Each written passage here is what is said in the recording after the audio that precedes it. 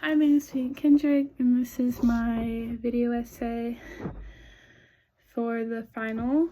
The topic I chose was womanhood and the relationship between women and men in Ariel and Pygmalion. I kind of butchered that. Both Sylvia Plath's Ariel poems and George Bernard Shaw's Pygmalion, explores themes of womanhood, identity, and the dynamics of power between men and women, while Plath's poetry dives more deeply into the psychological and emotional impact of those relationships, like by hierarchy and stuff. Shaw's examines more on gender roles and the societal expectations and the differences through more of like an external lens, despite their differing tones and way they go about things, meaning how they go about discussing the difference between the relationships and what different things they have compared to don't.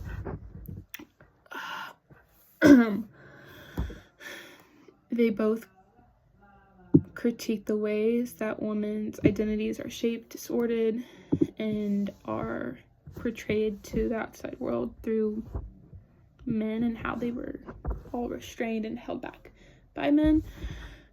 Through examining Plath's poetry, more in particular the Rabbit Catcher, Lady Lazarus, Lesbo's Daddy, and the arrival of the Bee Box, which were the poems. Alongside Pygmalion, this essay will explore how this video essay will explore how these texts interrogate the complexities of womanhood, the oppressive power dynamics of the male influence on society, and the struggle for self-definition for females. Alright, so Plath's Ariel poems often depict, even though I wrote this really bad, depict the speaker's entrapment and the different hierarchy, the systems, and how men are viewed compared to how women are viewed, which portrays themes of control and transformation, which is kind of central with Pygmalion.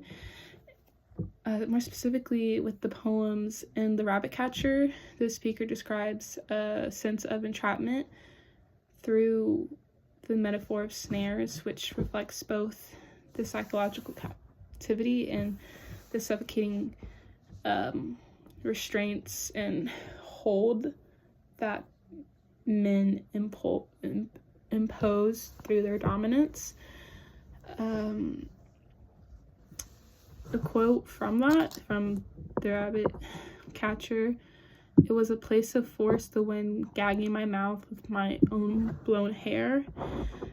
The place of force evokes a physical and emotional idea where the speaker feels powerless, which then reflects on how women feel powerless when it comes to men and their exerting force and exerting force over females and pushing their agendas, I guess, over women.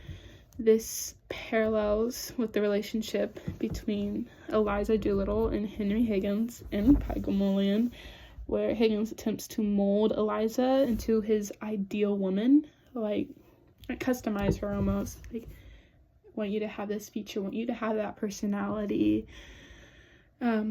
His exertion of power is seen as a negative act, and it strips Eliza of her, almost strips her of her own free will, which highlights the way that the hierarchy and the differences between men and women, and it's disguised as like dominance from men over female, but it's really just a really negative thing. Another example is in Lady Lazarus plus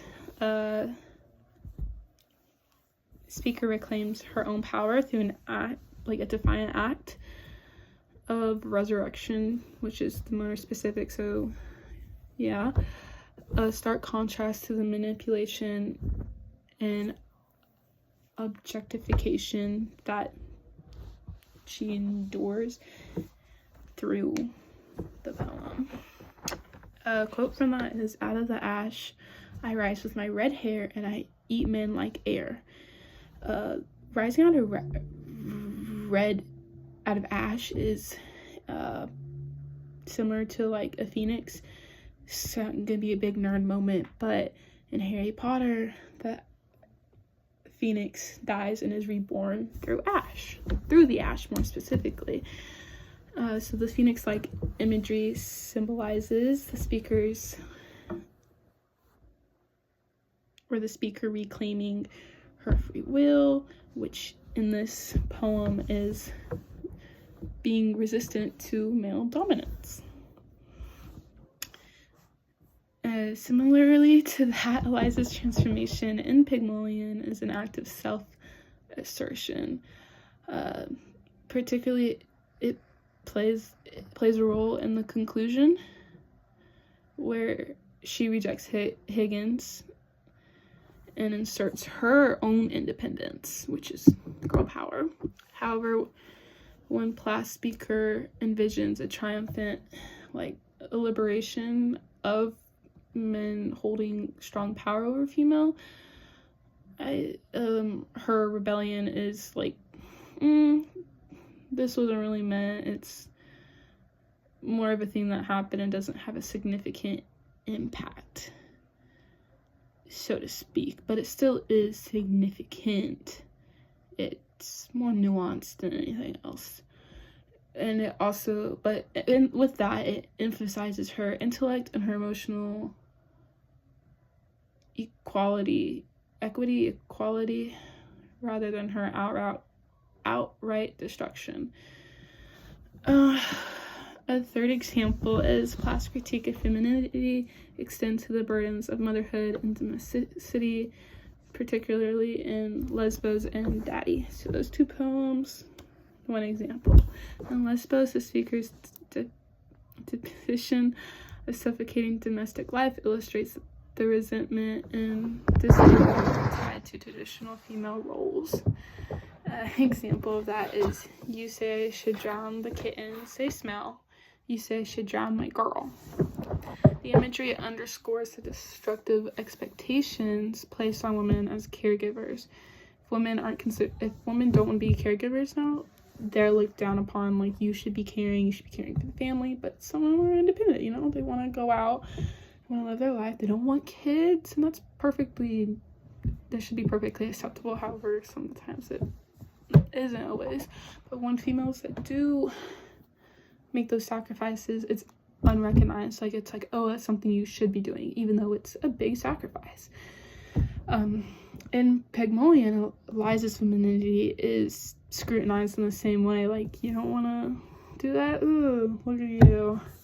Her value is assessed both on her ability to perform the role of a submissive woman, and she challenges that, highlighting the emotional, physical, mental toll it takes on women and the rebellion necessary to break free from societal norms.